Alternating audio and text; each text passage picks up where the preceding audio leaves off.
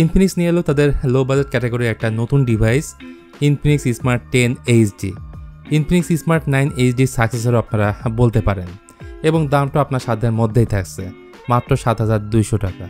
তবে দামটা শুনে অস্থির হওয়ার কিছুই নেই, পুরো ভিডিওটা আগে দেখেন, তারপর অনেক কিছুই জানতে পারবেন।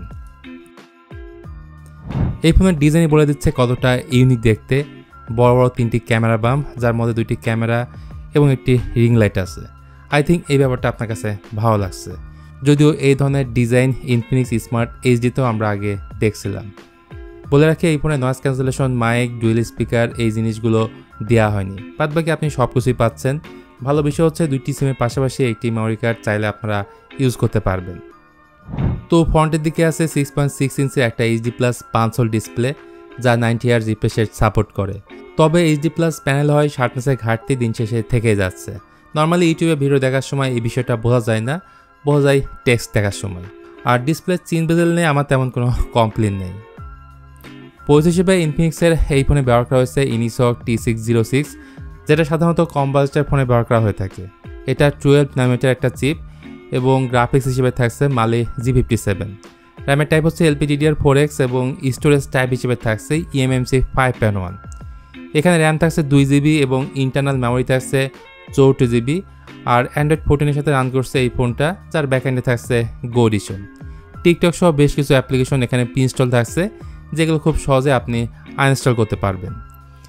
এর পাশাপাশি এই ফোনে থাকছে 5000 mAh একটা ব্যাটারি, যাকে চার্জ করার জন্য ফোনের বক্সেই থাকছে 15 ওয়াটের একটা চার্জার। যাই হোক, এখন যদি আমরা এই ফোনটা ক্যামেরার দিকে আসি, রিয়ারে 2টা ক্যামেরা থাকছে, তবে মেইন ক্যামেরাটি হচ্ছে কাজের 13 মেগাপিক্সেল এবং ফ্রন্ট সেলফি ক্যামেরা হিসেবে থাকছে 8 মেগাপিক্সেল। ক্যামেরা রেজাল্ট আপনি নিজেই দেখে নিন, তাহলে বিষয়টা আরও ভালোভাবে বুঝতে পারবেন। লো বাজেটের ফোনের ক্যামেরা সেটআপ যেমনটা হয়ে থাকে এখানে আপনি ঠিক তেমনটাই পাবেন। আর এই ফোনটার মেইন ক্যামেরা দিয়ে আপনারা ভিডিও রেকর্ড করতে পারবেন সর্বোচ্চ 1080p 30 fps।